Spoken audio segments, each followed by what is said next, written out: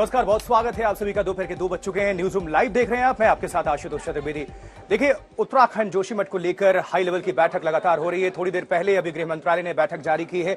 इस खबर पर तफसील से आप सभी तक जानकारी साझा करेंगे। सईद जी भी हमारे साथ हैं, मलिका भी हमारे साथ है, अर्पिता भी साथ है। लेकिन अभी रुख मलिका का। शुक्रिया आशुतोष। नमस्कार, मैं हूं आपके साथ मलिका मल्होत्रा और इस बुलेटिन में बात होगी कि किस तरह से आम आदमी पार्टी और बीजेपी के बीच एक बार फिर सियासी तलवार खिंच गई है। मामला विज्ञापन पर हुए खर्च को लेकर है। इसके बारे में तफसील से आपको आगे जानकारी देंगे सईद जी। बहुत धन्यवाद मलिका जी, अर्पिता जी, आशुतोष। रामचरित मानस पर बिहार के शिक्षा मंत्री के विवादित बयान पर अब जबरदस्त राजनीति हो रही है और बिहार के मुख्यमंत्री नीतीश कुमार से दोस्तों जब पूछा गया तो उन्होंने कहा कि हमें इस बारे में कोई जानकारी ही नहीं है। अर्पिता जी नमस्कार, आपके साथ मैं हूं अर्पिता। आप सभी का बहुत बहुत शुक्रिया। और शुरुआत जिस तरीके से हम कर रहे हैं, जहां एक तरफ ये तमाम राजनीति से जुड़ी बातें हैं, वहीं आपसे जुड़ी हुई, यानी ठंड अभी और बढ़ने वाली है। लगातार बर्फबारी हो रही है, बर्फ पड़ रही है पहाड़ों में, जिसका सीधा सा मतलब ये है कि उत्तर भारत में अब ठंड और बढ़ेगी, यानी और कड़ाके की ठंड के लिए अब आप आगे तैयार रहिए। वहीं बड़ी खबर आपको बता दें, क्योंकि बर्फबारी हो रही है तो जोशीमठ में जो स्थितियां बनी हुई हैं वो भी अब वहां पर भी चिंता और डर का सबक होना शुरू हो गया। सेना और बीआरओ अधिकारियों के साथ इस वक्त अमित शाह की मीटिंग चल रही है। उत्तराखंड के अधिकारियों के साथ धामी की बैठक चल रही है। तो बड़ी खबर आपको बता दें, जोशीमठ को लेकर बारिश की वजह से तेजी से दरारें बढ़ी हैं, बर्फबारी हो रही है, जोशीमठ के आसपास भारी बारिश हो रही है और मौसम विभाग का अनुमान है कि आने वाले कुछ दिन अभी और भारी हो सकते हैं, यानी भारी बारिश अभी और हो सकती है।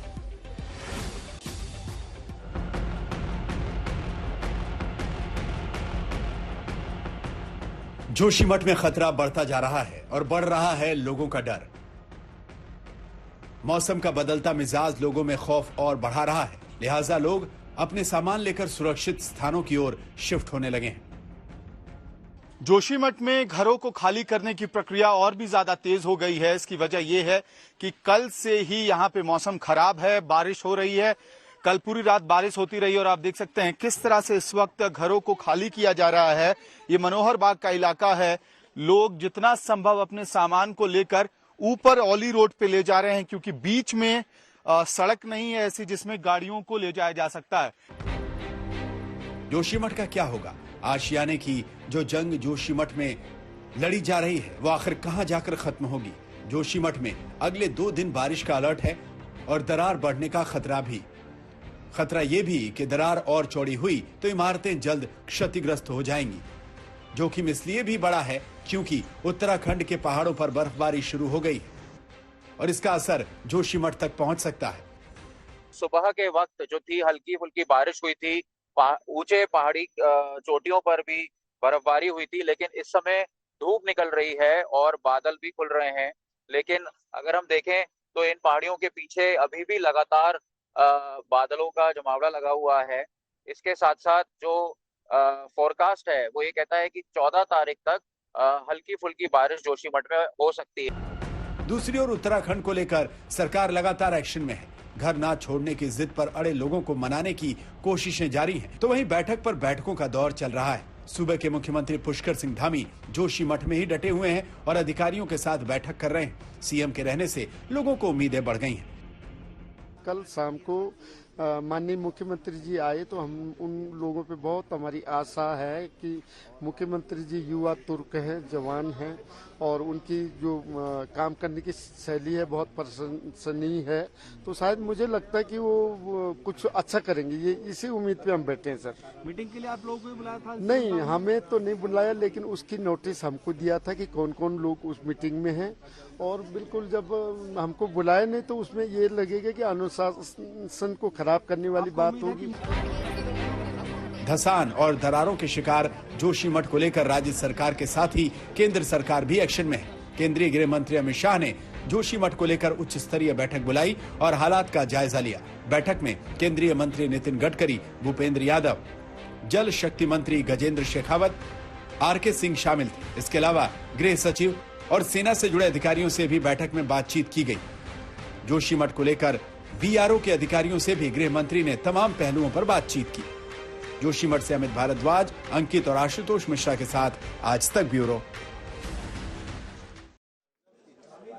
तो हर बीतता दिन आशुतोष यहाँ पर वहाँ रह रहे लोगों के लिए भारी पड़ रहा है। ऊपर से जहाँ एक तरफ इनको मनाना एक चुनौती है, भारी बारिश एक दूसरी चुनौती लेकर लोगों के सामने खड़ी है। एकदम सही कह रही हैं और खतरा बढ़ता जा रहा है अर्पिता, और लोग देख पा रहे हैं। देखिए, आशियाना उजड़ने से दुख, इससे बड़ा कुछ हो नहीं सकता।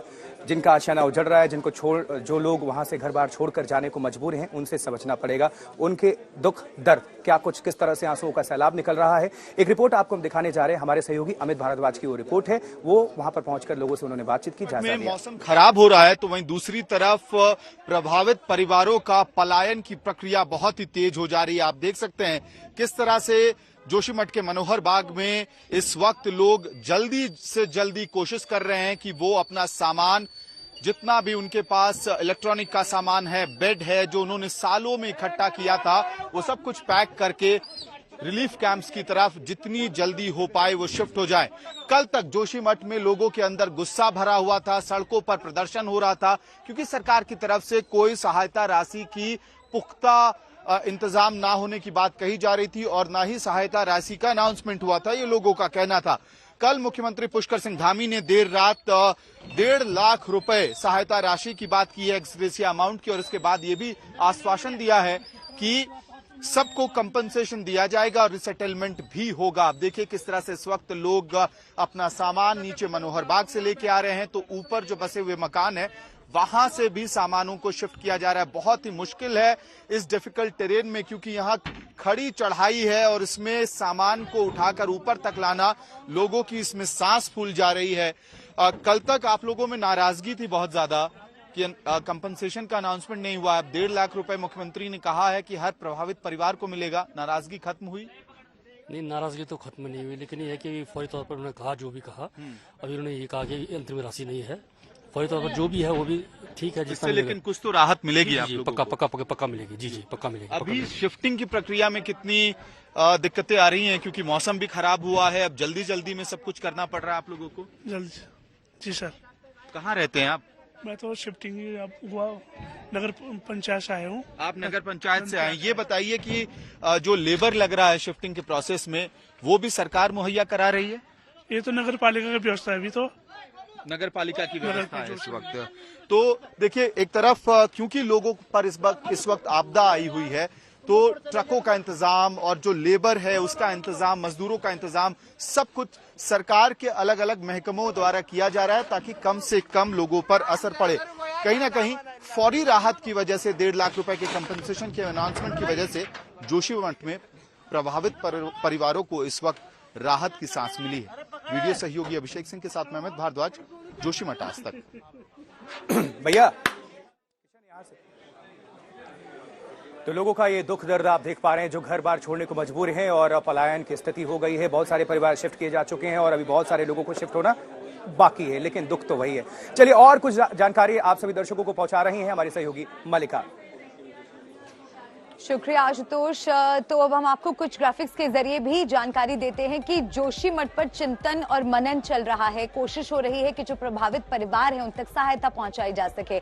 आपदा पर गृह मंत्री अमित शाह की बैठक हुई है, सीएम धामी की भी उच्च स्तरीय बैठक हुई है। हालात पर राज्य से लेकर केंद्र सरकार ने नजर बनाए हुए हैं। कई केंद्रीय मंत्रियों के साथ जोशीमठ पर चर्चा की है। दिल्ली में भी ये चर्चा हुई है। अधिकारियों से धामी ने बातचीत की है और लगातार जोशीमठ में वे बने हुए हैं। प्रभावितों का हाल जानने के लिए राहत कैंपों में भी लगातार वे दौरा कर रहे हैं। आशुतोष मिश्रा मेरे सहयोगी हमारे साथ जुड़ गए हैं। आशुतोष का हम रुख करते हैं। आशुतोष, आप अभी कुछ वक्त से जोशीमठ में मौजूद हैं और लोगों के दर्द को बहुत करीब से आप देख रहे हैं। क्या लग रहा है कि आगे किस तरह की तैयारी की जरूरत है कि जो प्रभावित परिवार हैं उन्हें जरूरी मदद मिल सके? कुछ अहम जानकारियां हैं जो शायद जोशीमठ के लोग भी जो टेलीविजन देख रहे हैं, उत्तराखंड के लोग अपने रिश्तेदारों को बता सके, वो ये कि आज शाम को 6-7 बजे तक उन तमाम पीड़ित परिवारों को, जो प्रभावित लोग हैं, उनके खाते में 1.5 लाख रुपए पहुंच जाएंगे। ये आज हो जाएगा। ये जो है इंटरिम मुआवजा है। इसके अलावा एक कमेटी बना दी गई है जो ये एसेस करेगी कि जो लोग प्रभावित हैं वो किस मैग्नीट्यूड तक है और उनको कितना मुआवजा राशि आगे देने की जरूरत है। तो ये 2 काम कम से कम सरकार ने पहले कर दिया है। नगर पालिका की ओर से मैन पावर भी मुहैया कराया जा रहा है और जो आर्थिक मदद है, ताकि लोग इवैक्यूएट कर सकें, सुरक्षित ठिकानों पर यहां से जा सकें। मुख्यमंत्री अब यहां से देहरादून के लिए फिर से रवाना हो रहे हैं। कई दौर की बैठकें चली। अब बहुत सारे लोग दरअसल नाराजगी इस बात की है कि जो भी सरकार कह रही है उसका वो लिखित आश्वासन दे। उसी लिखित आश्वासन के लिए कल आदेश एक आया कि कम से कम 1.5 लाख रुपए मुआवजा दे दिया जाए। जहां तक लोगों की शिफ्टिंग की बात है, नगर पालिका, कुछ होटल, अलग अलग कैंप, यहां तक लोगों को रखे गए हैं। 730 घर लगभग ऐसे हैं जो चिन्हित थे। उनमें से बहुत सारे ऐसे हैं जो अपने रिश्तेदारों के यहाँ, परिवारों के यहाँ या उनकी दूसरी संपत्तियां हैं वहां चले गए हैं। बाकी निशान जहां लगे हैं, क्या वहां लोग रहने आ सकेंगे? मैंने ये सवाल पूछा मुख्यमंत्री से। उन्होंने कहा कि ये एसेस किया जाएगा कि वो रिस्क जोन में नहीं है या नहीं है, और उसके बाद ही हम ये तय करेंगे लोग यहाँ आ सकते हैं कि नहीं आ सकते हैं। खतरा टला नहीं है क्योंकि इमारत गिराने का फैसला लिया गया, वो अभी तक हो नहीं पाया। मान मनोबल सरकार को लगता है कि हो चुका है, लोगों से बातचीत हो चुकी है। बहुत धन्यवाद। दोबारा आएंगे आपके पास, बने रहिए हमारे साथ। हमारे संवाददाता आशुतोष मिश्रा लगातार हमें जानकारी दे रहे हैं। फिलहाल दिल्ली की खबर, जहां पर आम आदमी पार्टी और उसकी सरकार के विज्ञापनों पर अब राजनीति शुरू हो गई है। 163 करोड़ रुपए की रिकवरी का नोटिस मिलने के बाद बीजेपी ने आम आदमी पार्टी को जमकर घेरा है, आरोप लगाया है सरकारी फंड के दुरुपयोग का। लेकिन आम आदमी पार्टी ये कह रही है, लेकिन इससे पहले हम आपको सीधे रक्षा मंत्री राजनाथ सिंह जोशीमठ पर कुछ कह रहे हैं, सीधे लिए जाने की कोशिश कर रहे हैं। और स्वयं इस दृष्टि से हमारे प्रधानमंत्री श्री नरेंद्र मोदी जी चिंता कर रहे हैं और जो भी आवश्यक मार्गदर्शन है वो मार्गदर्शन भी कर रहे हैं। और केंद्र सरकार का अधिकतम जो सहयोग दिया जा सकता है वह सहयोग भी केंद्र सरकार दे रही है। सर आप जाएंगे जोशीमठ सर? मैं ऑलरेडी मैंने अपने रक्षा राज्य मंत्री को श्री अजय भट्ट जी को कल भेजा था, वहां से लौट कर आएंगे। फिर जैसी परिस्थिति होगी आगे देखेंगे, जो आवश्यकता होगी जरूर जाएंगे। सर अजय भट्ट जी से कोई फोन पे आपकी बातचीत हुई? क्या स्थिति है? और कैंप नहीं, स्थिति जो है आप सबको जग जाहिर है, उसमें कोई बहुत विस्तार में जाकर बताने। इन्वेस्टर समिट हो रहा है, 1 ट्रिलियन इकोनॉमी का लक्ष्य रखा गया है। विदेशों से इन्वेस्टर यूपी में आ सकते हैं? नहीं, इसमें कहीं दो मत नहीं है कि यहाँ के मुख्यमंत्री श्री योगी आदित्यनाथ जी हर दृष्टि से बहुत ही अच्छा काम कर रहे हैं। और जो उन्होंने एक टारगेट निर्धारित किया है कि उत्तर प्रदेश की इकोनॉमी की साइज, अर्थव्यवस्था का आकार अप्रॉक्सीमेटली $1 ट्रिलियन होगा, तो मैं समझता हूं उस लक्ष्य को प्राप्त करने में वो कामयाब होंगे। इसके लिए हमारी शुभकामनाएं भी हैं और हमारे प्रधानमंत्री जी का बराबर मार्गदर्शन भी इस दृष्टि से सभी राज्यों को प्राप्त होता रहता है। रक्षा मंत्री राजनाथ सिंह ने यह कहा कि केंद्र सरकार की पूरी दृष्टि बनी हुई है और प्रधानमंत्री नरेंद्र मोदी ने भी इस बारे में जानकारी हासिल की है। उत्तराखंड के मुख्यमंत्री पुष्कर सिंह धामी से भी लगातार इस बारे में चर्चा की जा रही है। लेकिन केंद्र सरकार किस तरह से अपनी नजर बनाए हुए है, क्या क्या वो कर रही है, किस तरह के निर्देश दिए गए हैं उत्तराखंड की सरकार को, एनडीआरएफ को, कौन कौन सी बैठक हुई, देखिए बैठक में कौन कौन मंत्री, नितिन गडकरी, सड़क परिवहन मंत्री, गृह मंत्री अमित शाह तो हैं इसमें, जल शक्ति मंत्री गजेंद्र शेखावत, आर.के. सिंह ऊर्जा मंत्री भी इसमें शामिल है, भूपेंद्र यादव पर्यावरण मंत्री शामिल हैं। ये जोशीमठ आपदा पर केंद्र की नजर है और बैठक में ये तमाम मंत्री शामिल हैं। और आइए अब हम आपको दिखाते हैं कि दिल्ली में किस तरह से विज्ञापन पर आम आदमी पार्टी और बीजेपी आमने सामने है।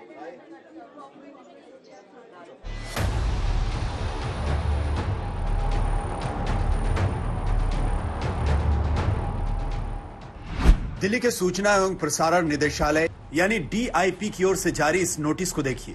नोटिस आम आदमी पार्टी के संयोजक यानी अरविंद केजरीवाल को भेजा गया है, जिसमें करीब 163 करोड़ की वसूली की बात है।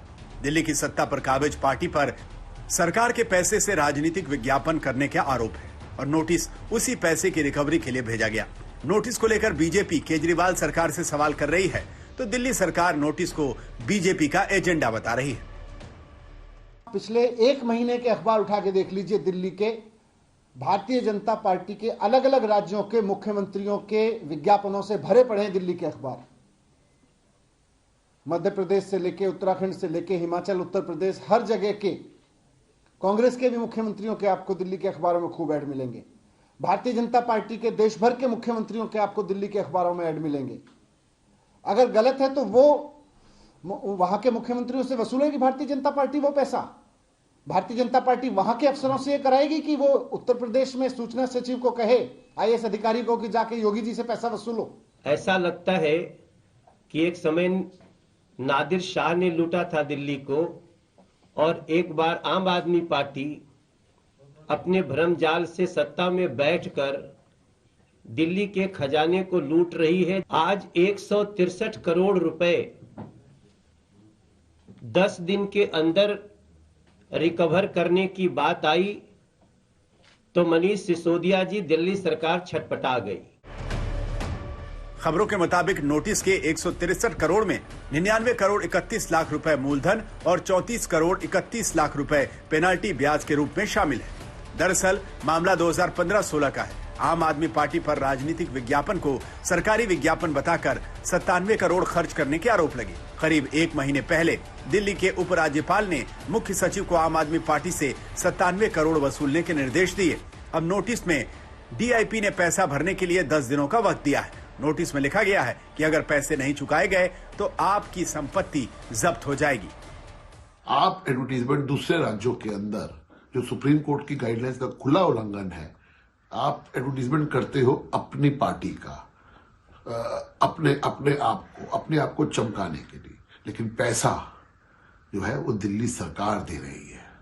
जो नोटिस दिया है, मुझे लगता है कि तुरंत से तुरंत आम आदमी पार्टी को ये पैसा दिल्ली की खजाने में जमा कराना चाहिए और देश और दिल्ली से माफी मांगनी चाहिए।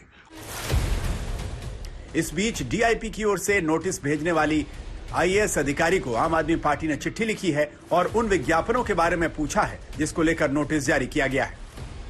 दरअसल डीआईपी का नोटिस दिल्ली में केजरीवाल सरकार और उपराज्यपाल के बीच सियासी तनातनी की नई खेप माना जा रहा है। देखने वाली बात होगी कि नोटिस पर आम आदमी पार्टी का रुख क्या होता है।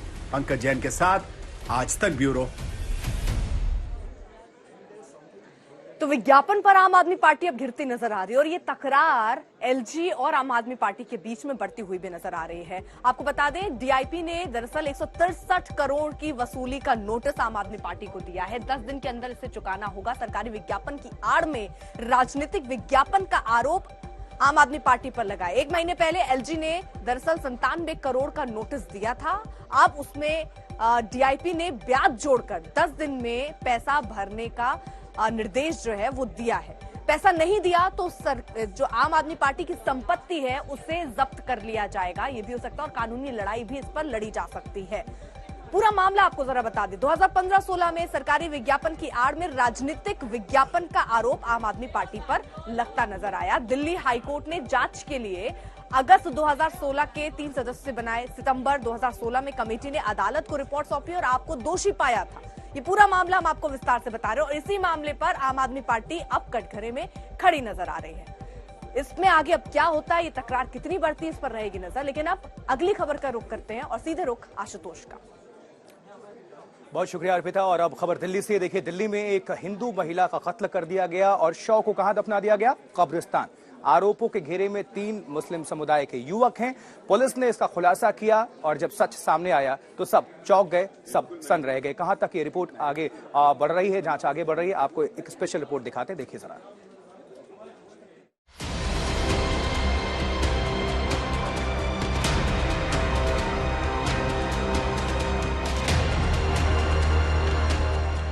पुलिस की गिरफ्त में आए इन लोगों पर मीना नाम की एक महिला की हत्या का आरोप है। आरोपियों ने हत्या के बाद हिंदू महिला को कब्रिस्तान में दफन कर दिया। महिला 2 जनवरी से गायब थी। 2 तारीख से उनका फोन नहीं लग रहा था। फिर हम 3 तारीख को हमने रिपोर्ट करवाया पुलिस स्टेशन में। फिर जब उसके बाद पुलिस ने क्या किया? पुलिस ने फिर चेक करना शुरू किया। पुलिस तो चेक कर ही रही थी। फिर उसके बाद सबसे बातचीत की, पता चला कौन कौन हो सकता है, कहाँ कैमरे वैमरे जब हम लोगों ने चेक करवाए तो पता चला कि एक पर्सन से वो मिले थे। फोन आया था, बच्चों के सामने ही फोन आया था उस पर्टिकुलर पर्सन का। क्या नाम था उसका? उसका नाम मोबिन था, शायद उसी का फोन आया था। महिला की गुमशुदगी के बाद पुलिस हरकत में आई और पहले 2 आरोपियों को दबोचा। फिर पूछताछ में पता चला कि उन दोनों ने तकिए से मुंह दबाकर महिला की हत्या कर दी थी। महिला ब्याज पर पैसे देती थी। आरोपियों ने भी पैसे ले रखे थे लेकिन चुकाना नहीं चाहते थे। इंटरोगेशन में ये बात सामने आई कि मेन 2 एक्यूज्ड मोबिन और नवीन के साथ वो महिला लाश देखी गई थी और उन्होंने अपने कमरे पे ले जाके महिला के मुंह को तकिए से दबाकर उनकी हत्या कर दी थी। हत्या की वजह यह थी कि महिला ब्याज पे पैसे देने का काम करती थी और रेहड़ी पटरी वाले या 3 व्हीलर ड्राइवर्स, बार्बर्स वगैरह उनसे लोन लेते रहते थे और वापस करते थे। इन दोनों के ऊपर काफ़ी ज़्यादा लोन हो गया था और महिला नए लोन देने के पहले पुराने लोन वापस करने की बात कह रही थी, जिससे ये परेशान थे और चाह रहे थे कि लोन वापस नहीं करना पड़े। हत्या के बाद आरोपियों ने महिला की लाश को ऑटो में डाला, पूरे इलाके की रेकी की और फिर रात के अंधेरे में जाकर कब्रिस्तान में दफना दिया। कब्रिस्तान के केयरटेकर ने पैसे लेकर आरोपियों को रात में महिला के शव को दफनाने की इजाजत दी। हत्या के बाद इन्होंने पूरे इलाके में रेकी की बॉडी डिस्पोज ऑफ करने के लिए और मोबिन जो नागलोई में रहता था उसको पता था वहाँ एक कब्रिस्तान है जहाँ पे बॉडी को ले जाकर उन्होंने वहाँ पे दफन कर दिया। इस मामले में हमने कब्रिस्तान के केयरटेकर को भी अरेस्ट किया है, क्योंकि यूजुअली रात में बरियल नहीं होता है, जो उसने अलाउ किया, और दूसरा 5,000 रुपये लेके उसने रजिस्टर में कोई एंट्री नहीं की। सबसे दिलचस्प ये कि आरोपियों के साथ महिला की पहले जान पहचान थी और जब महिला के परिवार वाले पुलिस के पास गुमशुदगी की रिपोर्ट लिखाने पहुंचे थे, आरोपी भी उनके साथ मौजूद थे। ये सभी लोग महिला को पिछले 5-6 सालों से जानते थे और अच्छे टर्म्स थे। इनफैक्ट जब महिला की मिसिंग रिपोर्ट लिखी गई तो उस समय घर वालों के साथ ये लोग भी आए थे, मोबिन और नवीन, परिवार के साथ कंप्लेंट करने के लिए।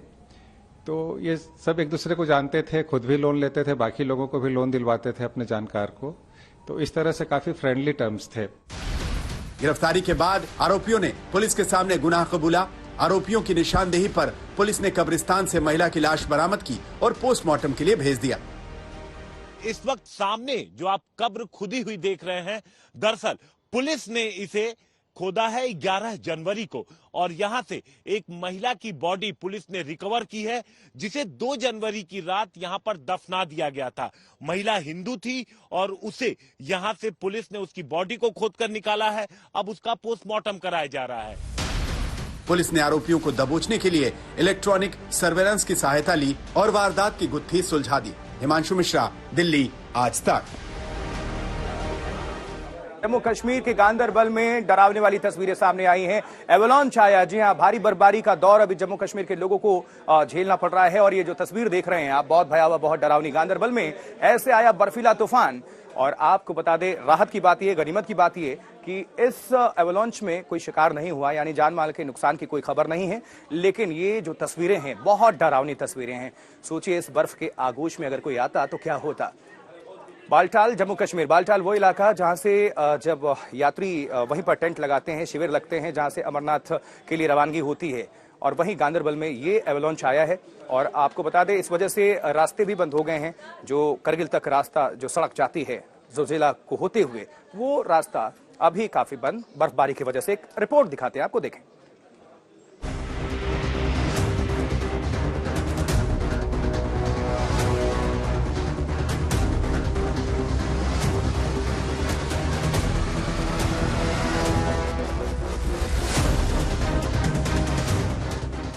बर्फीले तूफान की ये हाहाकारी तस्वीर गांदरबल जिले की है। तस्वीरें देखिए, सुनामी की शक्ल में बर्फ का सैलाब सब कुछ निगलने के लिए आगे बढ़ रहा है।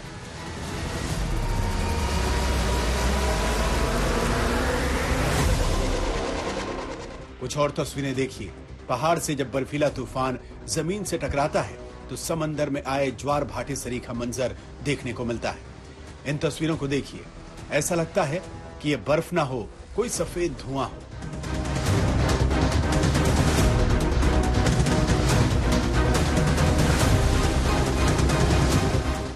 बर्फ की लहरें बिजली के ऊंचे खंभे से भी ऊपर उठ रही हैं।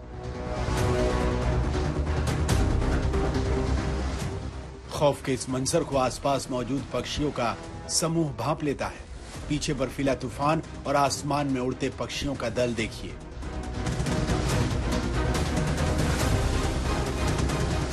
शुक्र है कोई इंसानी बसावट नहीं थी, नहीं तो तबाही और बड़ी होती। फिलहाल किसी जानी नुकसान की कोई खबर नहीं है।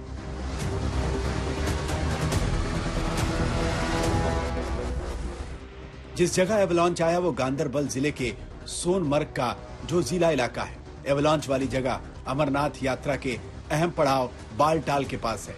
सैकड़ों टन बर्फ जिस रास्ते पर गिर रही है वो श्रीनगर से करगिल जाने वाला रास्ता है। एवलांच से रास्ता बंद हो गया है। रास्ते को साफ करने का काम शुरू हो चुका है। कश्मीर में बर्फीला तूफान अक्सर तबाही का सबब बनता है। करीब 2 महीने पहले कुपवाड़ा जिले के माछिल सेक्टर में बर्फीला तूफान आया, जिसमें 3 सैनिकों की जान चली गई। ये तस्वीरें मन में खौफ पैदा करती हैं। सैकड़ों टन बर्फ अगर एक जगह गिर जाए तो सोचकर सिहरन होती है कि उस जगह का क्या हाल होगा। जोजिला में बर्फीला तूफान आया तो कश्मीर के ऊंचाई वाले इलाकों में बर्फबारी हो रही है। ये कुपवाड़ा जिले की तस्वीर है। देखिए कैसे गली और घर बर्फ की मोटी चादर में ढके हुए हैं। ये बच्चा खुद बर्फ साफ करने में लगा है।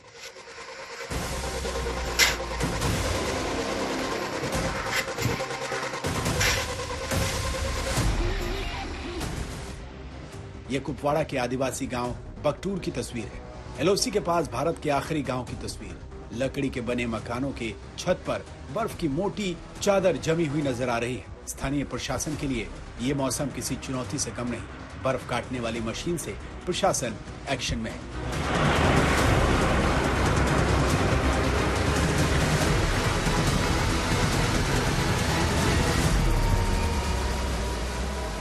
बर्फबारी आम लोगों के लिए कई मुसीबत लेकर आती है। उन्हीं में से एक रास्तों का बंद हो जाना है। बारामूला के बोनियार में एक गांव जब बर्फबारी की वजह से अलग थलग पड़ा तो वहां एक गर्भवती महिला की मदद के लिए देवदूत बनकर सामने आए सेना के जवान। सेना के जवानों ने महिला को अस्पताल पहुंचाया। श्रीनगर से अशरफ वाणी के साथ आज तक ब्यूरो। तो उत्तराखंड में अलग अलग जगहों पर बर्फबारी हो रही है, जिसकी वजह से ठंड भी बढ़ रही है और दिक्कतें भी लोगों की बढ़ती हुई नजर आ रही है। कुछ तस्वीरें आपके सामने रख रहे हैं जिससे आप अंदाजा लगा सकते हैं सफेद आफत किस तरीके से कहर बरपा रही है। चाहे वो केदारनाथ हो, औली हो, बद्रीनाथ हो, श्रीनगर हो, मनाली हो, बर्फ की सफेद चादर आपको तस्वीरों में नजर आ रही है। लोग खुद से ही अपने घर के सामने पड़ी बर्फ को हटाते हुए नजर आ रहे हैं। लोगों के घर की छतों पर बर्फ की एक मोटी चादर नजर आ रही है। इससे जुड़ी एक रिपोर्ट आपको दिखाते हैं।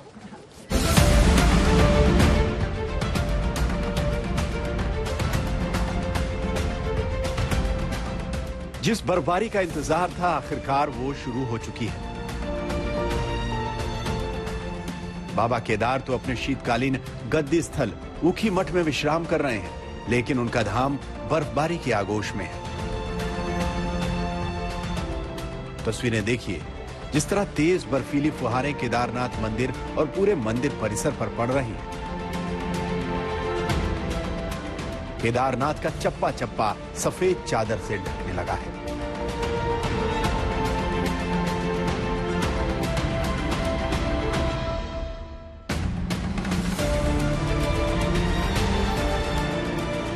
केदारनाथ की पहाड़ियां भी बर्फीली बारिश में सफेद पड़ने लगी हैं। बारिश होने से हरियाली का खूबसूरत नजारा देने वाली पहाड़ियां बर्फ से सफेद हो गई। केदारनाथ में ये 2023 की पहली बर्फबारी है। बर्फ गिरने की वजह से बाबा केदार के धाम में चल रहे पुनर्निर्माण का कार्य भी प्रभावित हुआ है। बर्फबारी होने के बाद धाम में रह रहे मजदूर भी नीचे आने लगे हैं। धाम में इन दिनों द्वितीय चरण का पुनर्निर्माण चल रहा है। पिछले वर्षों की बात करें तो इन दिनों केदार धाम 5 फीट से अधिक बर्फ से ढका रहता था, लेकिन इस बार धाम में अधिक बर्फबारी नहीं हुई। बर्फबारी न होने का लाभ धाम में चल रहे पुनर्निर्माण कार्यों को मिला, लेकिन अब बर्फ गिरने से फिर धाम का पुनर्निर्माण प्रभावित हुआ है। ये गंगोत्री मंदिर परिसर की तस्वीरें हैं। बर्फ से ढका मंदिर किसी कलाकृति का आभास करा रहा है। पश्चिमी विक्षोभ के सक्रिय होते ही बुधवार देर रात गंगोत्री यमुनोत्री में बर्फबारी शुरू हो गई। आज सुबह तक गंगोत्री मंदिर परिसर में करीब 3 इंच बर्फ पड़ चुकी थी। बर्फबारी की कुछ और तस्वीरें देखिए जो धराली और हर्षिल इलाके की है। सब कुछ बर्फ से लकदक नजर आ रहा है।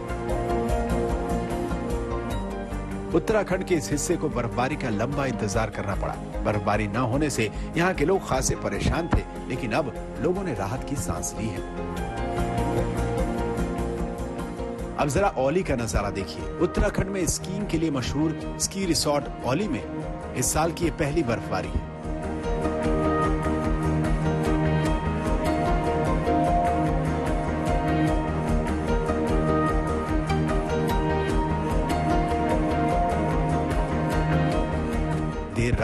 बर्फबारी होने से चप्पा चप्पा बर्फ की सफेद चादर से ढका हुआ है। इस बार बर्फबारी के लिए लोगों को लंबा इंतजार करना पड़ा। नवंबर में बर्फबारी के बाद दिसंबर के आखिरी हफ्ते में हल्की बर्फबारी हुई थी।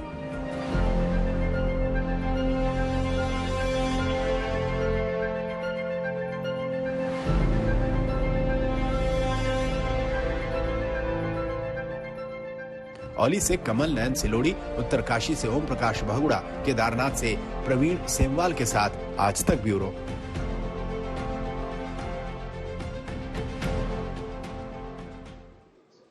जम्मू कश्मीर उत्तराखंड में तो जबरदस्त बर्फबारी हो रही है, लेकिन बर्फबारी का ये दौर और सिलसिला जो है वो हिमाचल प्रदेश में भी लगातार चल रहा है।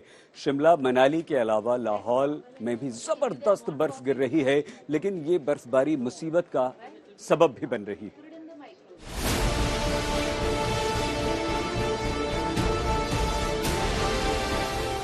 कुदरत की कलाकृति शायद ऐसी ही होती है।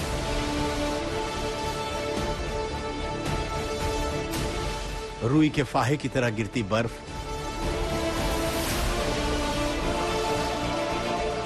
पेड़ के तनों और पत्तों पर जमी बर्फ की परत, जमीन पर जमी बर्फ की मोटी चादर,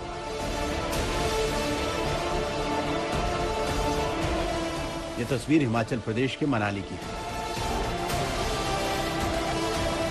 हिमाचल प्रदेश के ऊंचाई वाले इलाकों में यूं तो बर्फबारी दिसंबर के आखिरी हफ्ते में शुरू हो जाती है, लेकिन इस बार जनवरी के दूसरे हफ्ते तक बर्फ का इंतजार करना पड़ा।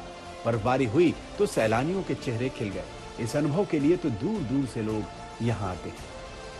सुबह उठे यहाँ पर देखा तो कल जो 10 बजे हो रहा था और आज जो 10 बजे हो रहा था पूरा ही अलग था। पूरा बादलों से ढका हुआ। और तभी हमें हमारे जो ड्राइवर भाई है उन्होंने बोला कि भाई चलते, कहीं ना कहीं तो स्नो मिल जाएगी। हमारा सडन प्लान बना सुबह आज की आएंगे 10 बजे, और यहाँ पे इतना सडन स्नोफॉल, आई थिंक इसी के लिए हम सब क्रेव करते हैं। और यहाँ पे बहुत अच्छा स्नोफॉल हो रहा है। स्नोफॉल है अच्छी खासी, गीला गीला हो रहा है, शूज एकदम गीले से हो गए, बट मजा आ रही है।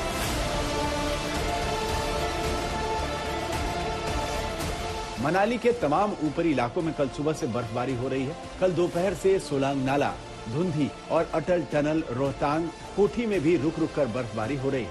वहीं बर्फबारी को देखते हुए जिला प्रशासन ने भी एडवाइजरी जारी की है। भारी बर्फबारी को देखते हुए सोलांग नाला से लाहौल की तरफ वाहनों की आवाजाही को फिलहाल रोक दिया गया है। सिर्फ 4 पहिया वाहनों को ही आपात स्थिति में अटल टनल की ओर जाने की अनुमति दी जा रही है। अटल टनल के पास करीब 4 इंच बर्फबारी हुई, जबकि मनाली के पर्यटन स्थल सोलांग नाला, गुलाबा, कोठी और रोहतांग में भी बर्फबारी देखी गई है। धर्मशाला में धौलाधर की पहाड़ियों पर भी बर्फबारी की सफेद चादर फैली हुई है। लंबे इंतजार के बाद धौलाधर की पहाड़ियों का बर्फीला श्रृंगार हुआ। मौसम विभाग के मुताबिक अगले 3 दिन तक ऐसा ही मौसम रहने का अनुमान है। ये एक्टिविटी अभी आज भी कंटिन्यू करेगा और कल में कुछ कमी आएगी, परसों से फिर है। तो 3 दिन जो है मौसम अभी खराब रहने वाला है। जो चंबा, लाहौल स्पीति, किन्नौर और कुल्लू के ऊपर के एरिया है वहाँ पे मॉडरेट स्नोफॉल होने की संभावना है, और जो प्रदेश के बाकी एरियाज है वहाँ पे लाइट टू मॉडरेट रेनफॉल या स्नोफॉल होने की संभावना है। फिलहाल ये बर्फबारी राहत की है, क्योंकि काफी इंतजार के बाद यहाँ ऐसा मौसम हुआ। लेकिन अगर यही बर्फबारी ज्यादा होती रही तो राहत आफत में तब्दील हो सकती है। मनाली से मनविंदर अरोड़ा के साथ आज तक ब्यूरो। ये तो बात हुई हमारे देश की, लेकिन अमेरिका का कैलिफोर्निया भी जबरदस्त बर्फबारी और बाढ़ से परेशान है। कैलिफोर्निया में ये देखिए जो तस्वीरें आप देख रहे हैं, ये डरा देने वाली तस्वीर है। और बाढ़ भूस्खलन से यहाँ बाहरी तबाही हुई है। सैक्रामेंटो नदी की तस्वीर है, नदी में बाढ़ आ गई। उत्तरी कैलिफोर्निया का इलाका तूफान भारी बारिश की चपेट में है। आपदा के कारण हजारों लोग बेघर हो चुके हैं। इस आपदा में अब तक 17 लोगों की जान जा चुकी है। अमेरिकी मौसम विभाग के अनुसार पश्चिमी अमेरिका में मौसम से इतनी बड़ी तबाही 150 साल में पहली बार हुई। भारी बारिश से पहाड़ टूटकर सड़कों पर गिर गए, बिजली के खंभे उखड़ गए, बिजली गुल हो गई। उत्तरी कैलिफोर्निया के तमाम हिस्से इस समय बाढ़ की चपेट में हैं। भूस्खलन जबरदस्त है, मतलब ये कि तबाही चौतरफा है। और ये तस्वीरें, फ्लैश फ्लड भी काफी परेशान कैलिफोर्निया के लोगों को कर रहा है। भूस्खलन से रास्ते बंद हो रहे हैं।